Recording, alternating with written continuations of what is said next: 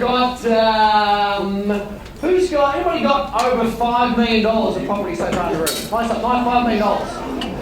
Nice high? There's people in the room going, you sucking bastard. They got three, they got $5 million. Okay, anybody was about $4 million? Anybody $4 million? Okay, that's $5 million. Anybody who's got $3 million? 1, 2, 3, 4, 5, 6, 7, 8, 9, 10, 11, 12. Okay, got about 10 on 3 million. Got about 10. Who's on between 2 and 3? Or who's me? Okay, 1, 2, 3, 4, 5, 6, 7, 8, 9, 10, 12, 13, it's probably about 50 hands. On 2 million, about 50 hands. Who's on between 1 and 2 million? Okay, about 20 hands. Is there anybody who's got less than $1 million? Okay, got one hand that's honest. Everybody else honest? 2, 3, 4. Got about 10 hands. Got about 5 hands on less than $1 million. Okay, we're going to chat about this right now. Okay, you guys having fun playing the game? Yeah. Who is like, it's kind of fun, but the numbers are a little overwhelming? Anybody have a problem with the numbers? Who's finding that there's not as much time as you'd like to do the whole game? Yeah. Okay. Who finds in life that there's not enough time sometimes to do what you'd like to do? So the reason that Jason's got the game set up like that, it would be easier if we ran the game over 3 days and you had hours and hours and hours to do your paperwork and your numbers. But is life busy sometimes? Yes or no? Yes. How many hours do you have in a week? Someone said 9.5. How many do you have? 168.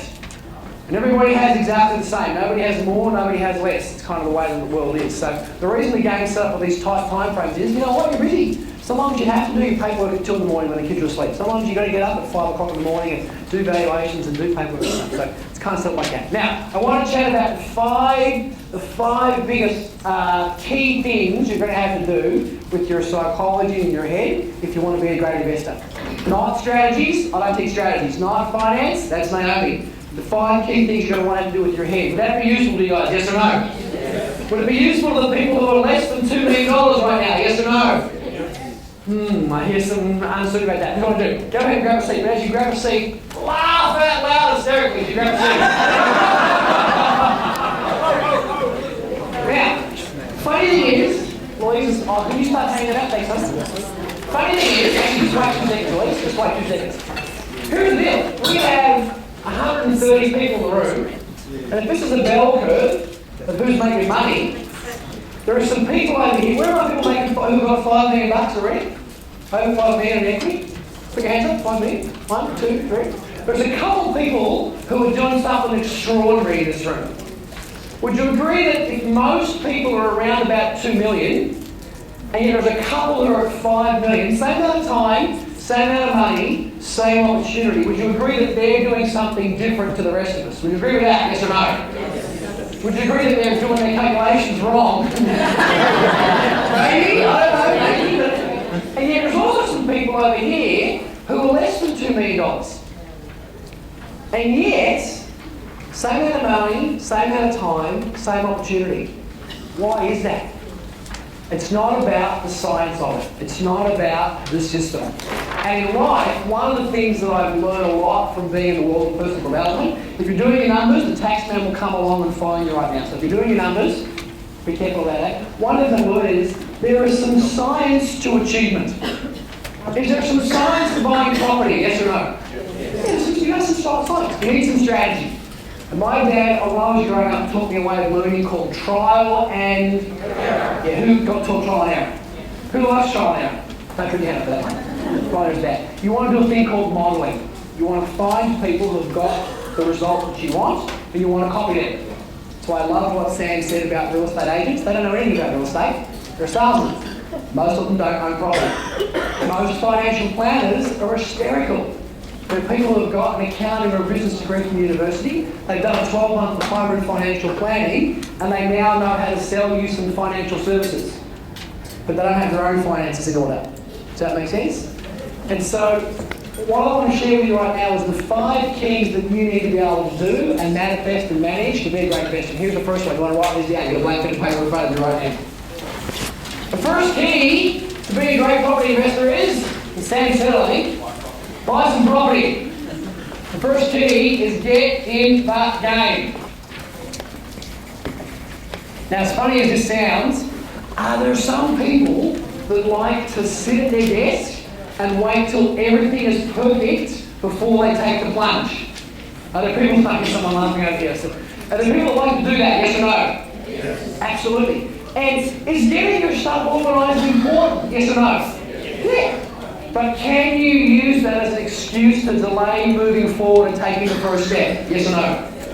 It's funny, for those of you, I've been firewalking a lot. In fact, I was firewalking last weekend. In fact, there were some people in this room who were firewalking last week. And I love walking on fire. Is walking on fire a useful skill to have, yes or no?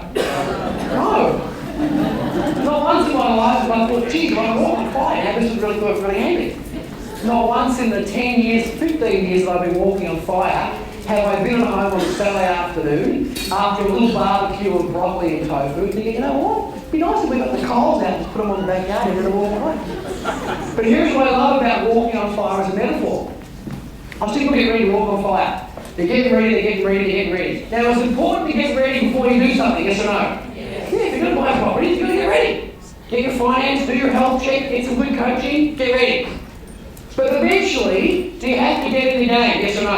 Yes. Yeah, I love walking on fire, but here's the cool thing about walking on fire. The minute you put your first step on the fire, in 12 years, 15 years of doing this, I've never seen someone take their first step and then start to go, I wonder if this is what I should really be doing. I wonder if this is the time to contemplate the purpose of my life. They take that first step, and what do? They get down. And it's kind of the same in property. If you decide that property is your deal, if you decide the stocks aren't for you, business is for you decide property is your deal, and you've got some mentoring, you've got some advice, one of the most important things you can do is just get in the game. Don't wait for interest to go up, down, market's going to be better in 3 months, market's going to be better in 6 months, all that second guessing stuff. If you're in this land here of source finance, we're talking about buy and hold property long term. Trying to pick the market for 3 months and 6 months and 12 months ups and downs is not what Jason does. Get in the game. Don't be waiting for your ducks to get in the room. Does everyone understand that first piece of advice, yes or no? Yes. Is this rocket science, yes or no? No. But simple things, my friends, will set you free. Get in the game. If you're sitting around, if you haven't bought something for 2 or 3 years, and you own a piece of property, there is some untapped equity in it. If you're sitting around and you haven't owned it for a long time, and it's time to get a health check with Naomi, it's time to get your finance organised and just go do something.